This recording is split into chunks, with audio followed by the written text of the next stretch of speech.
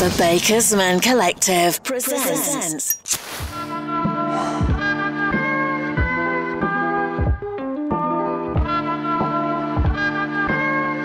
What's your favorite product? Like, which ones and why?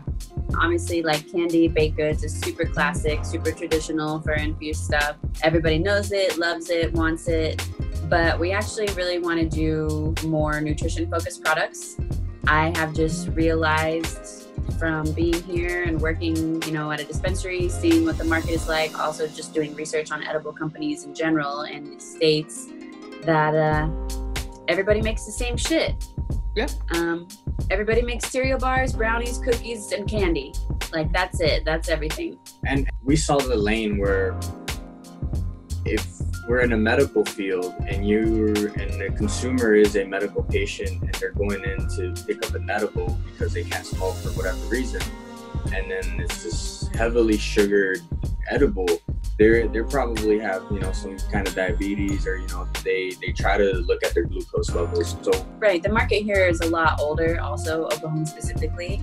This is like a state with a really serious opiate problem, so a lot of these people have been taking pain pills for like 20 years. They're trying to replace other drugs so they don't have to take pills every day. They're probably, like you said, diabetic, or they have other health issues, or they're overweight. Like, maybe they never smoked before, but now they have a medical card and they're trying to navigate what to do about it. Edibles is like a softer, easier entrance for a lot of like people that are brand new to weed totally. And it's just kind of crazy to me that this doesn't exist as a real like area. I mean, there are certain brands making certain products here and there, but overall, it's a huge lack. So we're really going to be focusing more on that. We have some recipes for a few different kinds of snack mixes. Yeah. Stuff that's going to be gluten-free and dairy-free. Stuff that will be vegan, and that's not like our flag. We're not like waving a vegan, gluten-free, dairy-free flag, but I think it will just be nice if you're like, oh, what's this? Okay, this isn't sugar. This is like a protein bar. And then, also it's gluten-free and dairy-free. That's amazing. Like, not the main thing, but hey, it's awesome if you could do it, right? Yes, I do agree. Because that's when at least out here in Washington, where I'm located, there is, I would say we're lucky because there's a wider array of edible options, but still. You guys have been going longer.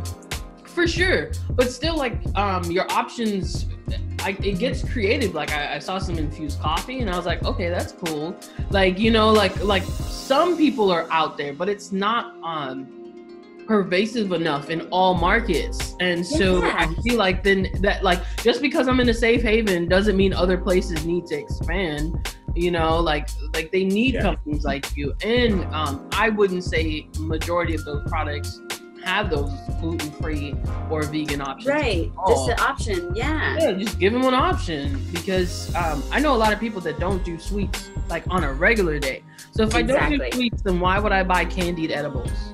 Yeah. So because it's your only option, that's why.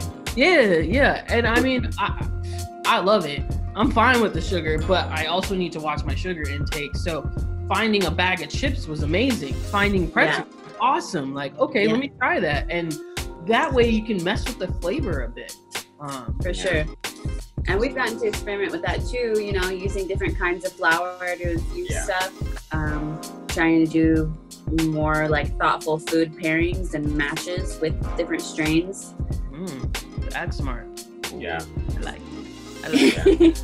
I like it a lot. Actually, one of the first people I interviewed, her company is called Half Turned. So she's infusing ice cream. And I run into that one other time, and they're like, where she infuses it from a cannabis derivative. I'm not quite sure. Like, they use a hash rosin infusion for their ice cream. Either way, I would say she's also looking towards treating more medicinally, so not as going to mess you up. Like, that's the difference. Is like hash rosin infused. Like, it was a little popsicle thing. It's gonna lay you out. It did. Not gonna. It did lay me out. And I only finished half of it. So wow. Whereas like my best friend and I enjoyed a pint of her ice cream and it was infused and it was delicious, but not You too still much. got to Yeah, take your time. yeah. So like, I like that you're giving a range because there needs to be a range. Not everyone can consume the same amount and enjoy it. I like in knowing that, okay, this is something I probably chill and eat on my day off all day long or going to bed, but this is something I can enjoy throughout the day as I'm going about every day, you know, without an issue. So I like having differences in the levels of the your options. And we really, that's something too that we haven't played with yet, but I really want to do something more geared toward microdosing again for like intro patients. I think the smallest, you know, everyone is just like trying to buy a fucking 400, 500, 1,000 milligram brownie or cookie, just like the wackest thing they can find. There's one brand, and I can't think of the name of it right now, but this one brand that I found, and they only make one product. They make these little chocolate covered blueberries that come in a tin. I've heard about this. And they're 2 milligrams each.